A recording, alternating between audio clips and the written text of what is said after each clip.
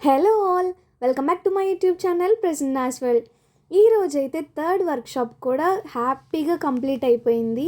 తేజస్విని గారు అయితే వచ్చారు బొట్టాయిగూడెం నుంచి వర్క్షాప్కి. వాళ్ళు నా వీడియోస్ చూసారంట, ఇంకందుకని చెప్పేసి నన్ను అయితే కాంటాక్ట్ అయ్యారు. నేను సిలబస్ అన్ని డీటెయిల్స్ అన్నీ డీటెయిల్గా చెప్పాను. వాళ్ళకి ఓకే అన్న తర్వాత మాత్రమే క్లాస్కి అయితే వచ్చారు.